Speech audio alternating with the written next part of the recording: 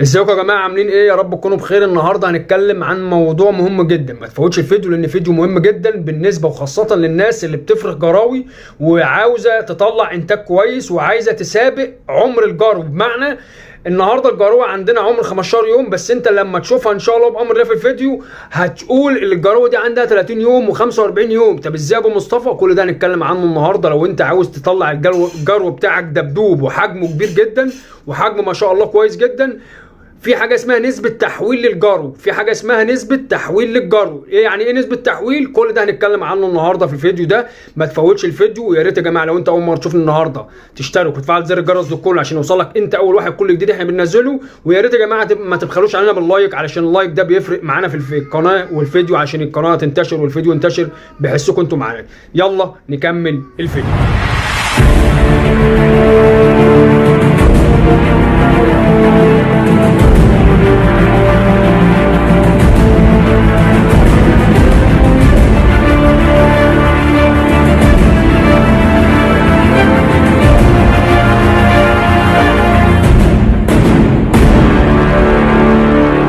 السلام عليكم ورحمة الله وبركاته. معاكم ابو مصطفى من قناتكم فيروس كلاب القاهرة. تحياتي ليكم، تحياتي الناس اللي مشتركة معايا القناة، تحياتي جميع مربين الكلاب وغات الكلاب في مصر والوطن العربي. تحياتي للجميع، يا رب تكونوا بخير. رجعنا لكم من جديد بفيديو جديد. طبعا النهارده اليوم ال 16 للجراوي الجيرمان شيبرد، اللي هي الجيرمان السابي الجيرمان. كله يسمي الله، كله يقول الله اكبر. يا ريت يا جماعه، يا ريت نكتر من اللايكات والشير والحركات عشان الناس كلها تستفاد. النهارده هنعلمك ازاي او هنعرفك اللي انت تبدا للجرو بتاعك من عمر 15 يوم فيما فوق، بقى تبتدي اللي انت تلقم له زبادي او تلقم له حاجه بقى خارجيه من بره. تمام.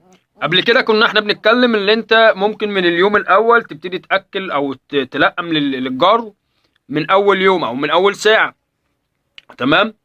كل حاجه او كل حاله ليها حالات معينه. طبعا الجراوي دي يا جماعه كنا احنا مهتمين بالام، الحمد لله بفضل ربنا في فتره الحمل، علشان كده الجراوي طلعت كويس.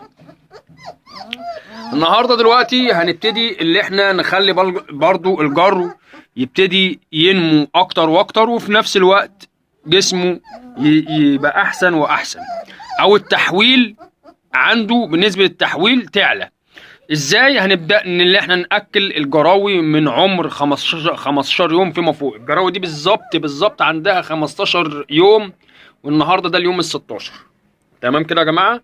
اليوم ال 16 ببتدي اللي انا اهيئ او اجهز المعده لدخول الاكل اللي انا بقى عاوز اكل بقى، سواء مسلوق او ني او دراي او اي حاجه.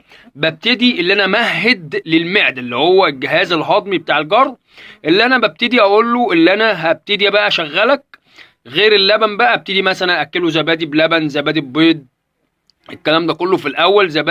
زبادي ساده، الكلام ده كله سواء زبادي بلدي، تمام، او زبادي جهينه لاكتيل او اي حاجه. احنا طبعا ما بنعملش اي دعايه، بنقول زبادي بلدي طبيعي ساده، او الزبادي اللي هو الشركات ده، او ده عادي.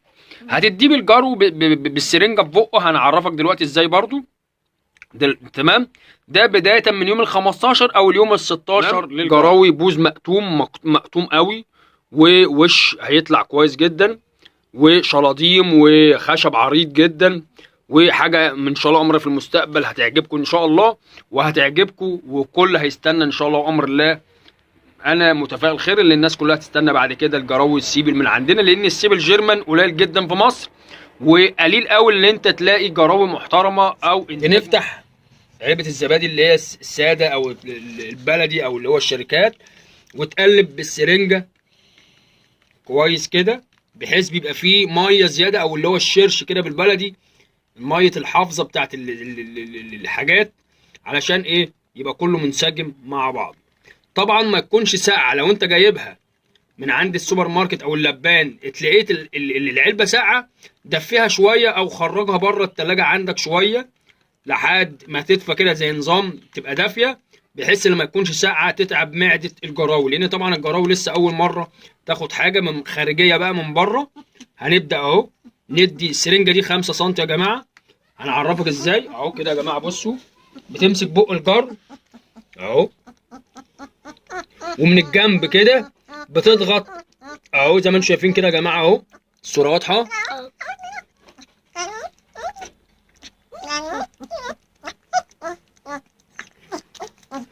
ما تضغطش بقى بالسرنجه بقى في بق الجرو كده من كل مره، ولا خليك حنين كده عليه بالراحه خالص عشان ما تشرقش الجرو. هو بيلقم هو لنفسه بلسانه زي ما انتم شايفين، ومتقبل الوضع. يعني انت بقى ما تضغطش، خليك كده ايه حنين كده على ضغط سن السرنجه، وتضغط وتدخل السرنجه نفسها من جنب بق الجرو، مش من قدام. تمام كده، ده الجرو الاولاني خد اهو زي ما انتم شايفين.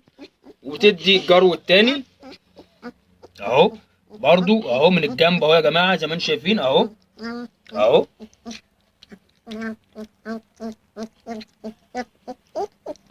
بتضغط بالراحه.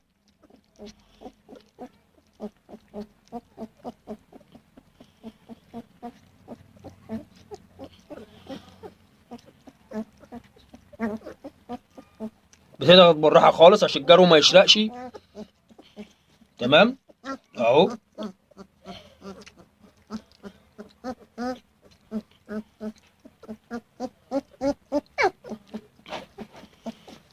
تمام كده يا جماعه، هنجيب الجرو التالت.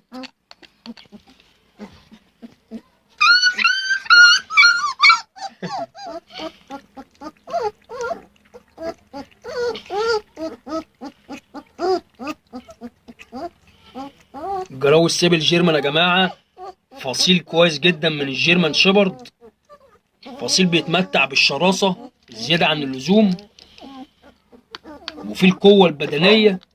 الخشب بتاعه كويس جدا، والعظم بتاعه بيبقى سليم جدا جدا، مبقاش فيه مشاكل زي الجيرمان العادي.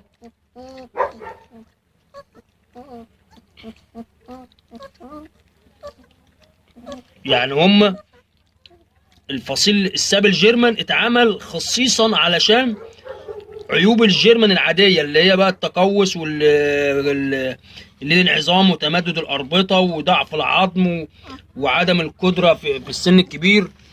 تمام، والمشاكل اللي هي بتحصل في الجيرمانات العاديه. طبعا زي ما انتم شايفين كده يا جماعه اهو ناتج كويس الحمد لله بفضل ربنا. كنا احنا طبعا مش مهتمين بالانتاج، بدأنا ان احنا نشتغل على الانتاج، وان شاء الله امر الله هننتج لكم سواء جرمانات او رد او بيتبول او مالينو. اي انتاج عندنا هيكون بفضل الله حاجه تكون كويسه جدا. الجروه دي شبعانه، بس انا برضو هديها تاني خلاص خالص. دخل بقى الامه تلحس بيهم وتلحس الحاجات اللي هي نزلت من بقهم دي، بحيث طبعا ما تعملش. اهم حاجه يا جماعه الاهتمام برائحه المكان، والاهتمام بالجراوي من اي حشرات ولا اي حاجه. ان شاء الله بامر الله تابعونا اول باول، هتستفاد جدا من الفيديوهات الجايه، لاني هتعرف بقى هندي زي ما احنا قلنا قبل كده هندي جرعات ديدان امتى، جرعات حشرات امتى. الكلام ده كله في الفيديوهات الجايه ان شاء الله بامر الله، سلسله هتستفادوا بيها كتير جدا. يا ريت لو انت وصلت لحد النقطه دي واتفرجت على الفيديو بالكامل يبقى انت في القلب. ويا رب يكون الفيديو عجبكم. يا ريت يا جماعه بعد اذنكم نشير جدا الفيديوهات دي على قد ما تقدروا عشان الناس كلها تستفاد. يا ريت يا جماعه ما تبخلوش علينا باللايك والتعليق الجميل والتعليق الحافز اللي احنا نستمر معاكم. تحياتي للجميع واشوفكم على خير، والسلام عليكم ورحمه الله وبركاته.